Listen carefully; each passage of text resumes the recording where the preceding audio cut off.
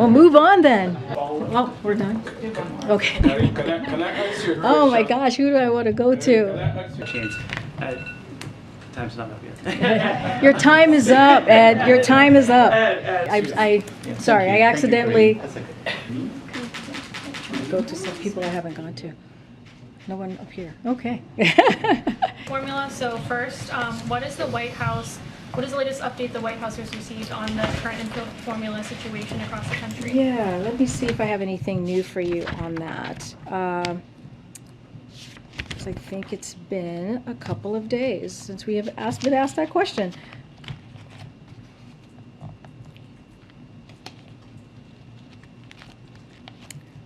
Okay. I don't have anything new. I know we made some announcements last week. I just don't have them in front of me. But if you want to come back and we'll talk through the things that we have been able to do. Is the president running for re-election? He has, first of all, let's reset for a second. His answer has been pretty simple, which is yes, he's running for re-election. Most presidents, I'm guessing, would say they don't pay attention to the polls. But does President Biden feel any concern that his approval rating is really pretty amazingly low and consistently low? I believe today went under the average, went under 40% for the first time. The president's focus on delivering for the American people. That's his focus right now. Inflation has been above 5% for an entire year now. Why did the president wait until almost December to decide who would be leading the Federal Reserve? The president has taken the economy as a whole and inflation very seriously. That hasn't changed. It has been a priority. That's why we see the economy in a stronger place than it's been, a historic place than it's been in decades. And so the president's going to continue to do that work. President Biden once bragged about the stock market hitting record after record after record on my watch. How about now? Meaning the stock market. All the gains from President Biden's time in office have been wiped out. So, as you know, we're watching closely. We know families are concerned about inflation in the stock market. That is something that the president is really aware of. And so, look, we face global challenges. We've talked about this.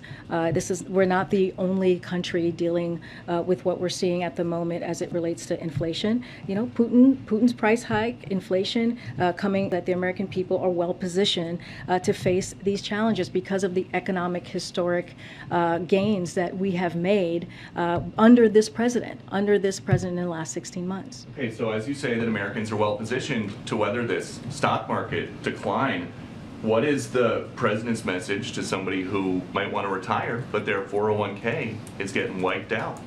So we know that high prices are having a real effect on people's lives. We get that, and we are incredibly focused on doing everything that we can to make sure that the economy is working for every American people. But we are coming out of the strongest job market in American history, and that matters. And that a lot of that is thanks to the American Rescue Plan, which only Democrats voted for that. Republicans did not, and it led to this economic boom, this historic economic boom that we're seeing with jobs. Didn't it also lead to historic inflation?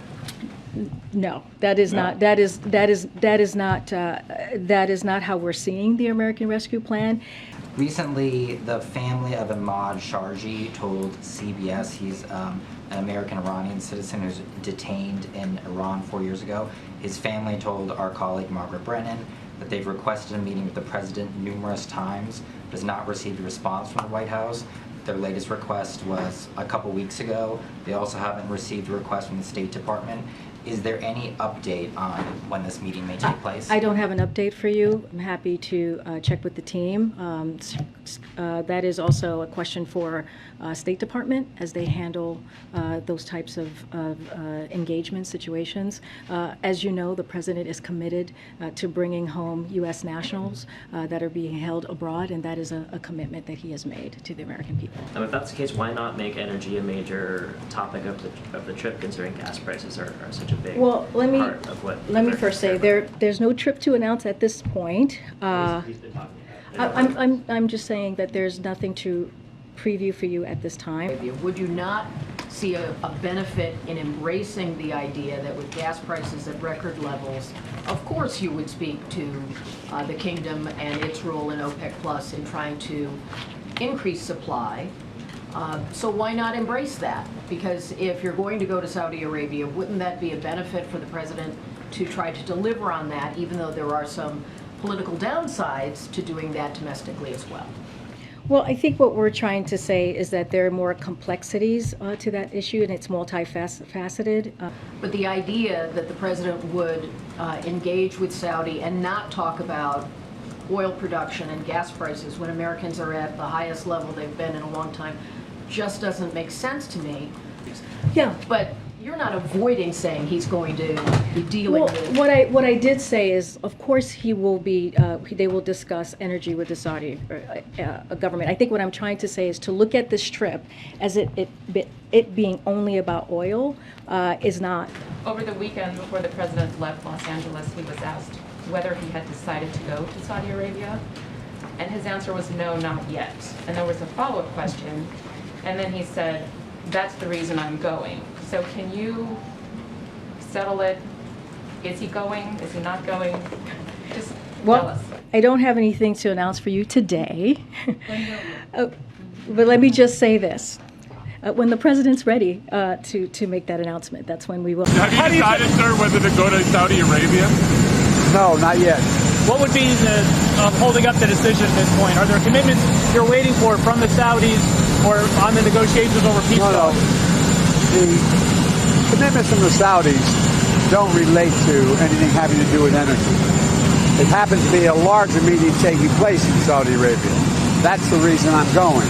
I'm sorry? I meant in the negotiations with this. But no, but more broadly, he has been involved, and he has been involved. And to say that he is not, he hasn't been, is just not true. Next. I'm wondering, is there anything that the president is doing to cool passions before the Dobbs decision drops? You mean in with as it relates to the decision? So. Wanted to be really clear, the Department of Justice, as it relates to Kavanaugh, has U.S. Marshals providing support to the Supreme Court Marshal, and the President supports legislation to fund increased security for court and judges. And it is now been reported that the Marshals, our administration assigned to help protect judges, were instrumental in the person not accomplishing the horrible deed he set out to do. This is the threat that we saw against Kavanaugh, and so we have taken this very seriously. Like you said, we have condemned it. The president has, and we will continue to do so. To share on that. The president expressed some real frustration with Exxon last week. Is he reaching out to these CEOs? Is there talk about having a meeting with them? Is there anything like that on the table? Oil companies making their largest profits in years have a choice to put money into producing and refining oil, or to put it into the pockets of wealthy shareholders while American families suffer at the pump. Exxon made that choice. They made 7 months later, and we're still waiting for supply chains to work themselves out. So what's happening? So let me just say that we're funding major new initiatives on the docks and on dock rail systems, the Port of Long Beach to. When's the relief coming? Because when he signed it, inflation was 6.8%. It's now 8.6%. So when's that relief coming? Look, we're going to continue to expand capacity of our ports, and that's going to be thanks to the bipartisan infrastructure law. So we're seeing investments now. I just gave an example of how we saw an uptick in container units, which is very important as we're talking about supply chain and what the bipartisan infrastructure law has been able to do. And we think we'll continue to see that. I know you were asked about reparations previously earlier this month in relation to the California reparations task force, that President Biden's position has not changed on this. However, considering the fact that President Biden did sign an executive order that created a commission to study reforming the Supreme Court, would he sign an executive order to create a commission for reparations? Look, again, the president's position has not changed on this. We've been asked this question many times. I haven't checked in with him on this new ask from congressional members because as it's connected to Buffalo.